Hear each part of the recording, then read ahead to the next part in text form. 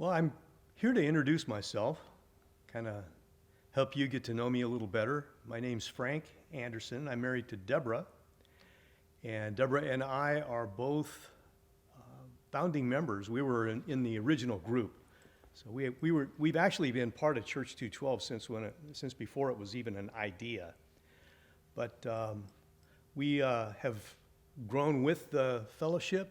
What I do around here is I'm the missions pastor, and I take care of some of the business that takes place, some of the finances, just making sure that we're doing everything and doing our due diligence to make sure that the gifts and the contributions that come into Church 212 are handled appropriately.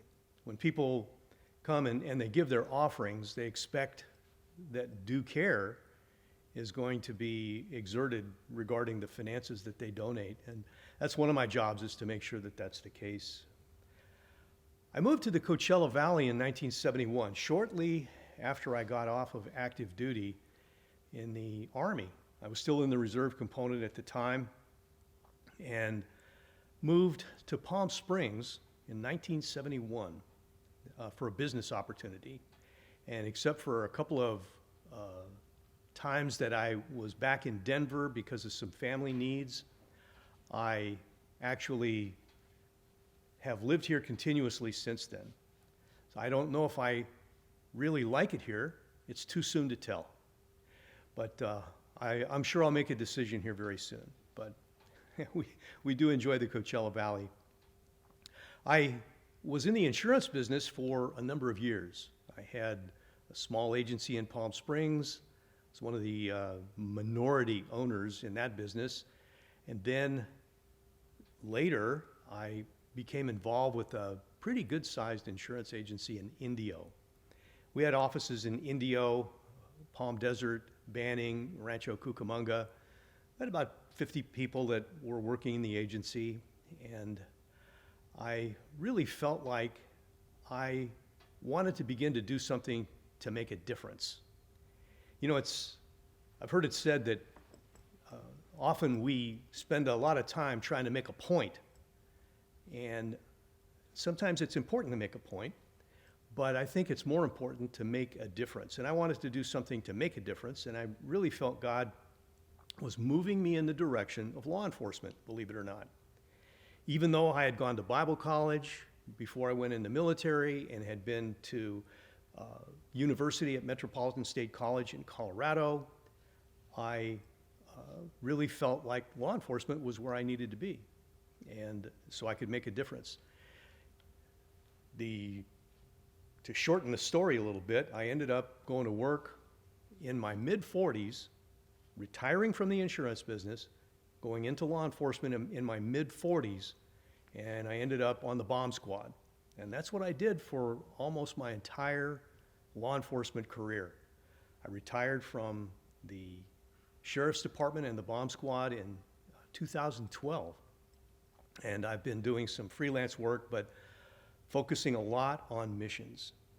And that's really where my heart is taking the gospel to unreached peoples. When Agape International was established back in the 80s by Pastor Mike Harrison, its goal and objective was to do that, was to take the gospel to the nations. And they had done that. They'd sent missionaries to South America, and then as Mike's eldest son, Chris Harrison, came of age, he began to pick up the mantle and carry the torch for Agape International, and he's been going to a lot of the nations of the 1040 window. He presently is headquartering the ministry in Chiang Mai, Thailand, and I do a lot of the logistical support for that operation from the United States. And it's my privilege to go from time to time to some of these amazing places and present the good news of the gospel to people who have never even heard of who Jesus is. I'm looking forward to continuing to be a member of this body for as long as they'll let me stick around. I'm in my mid-70s, and I've been threatening people that I'm going to live until I'm 105.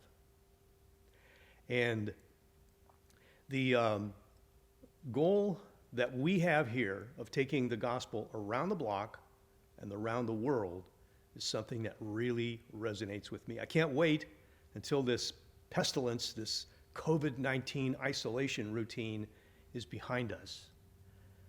I don't want to say that this is the new normal.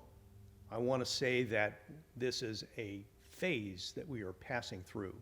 And once we're done with it, I'm looking forward to gathering again with all of you and everybody that would be interested in coming and connecting.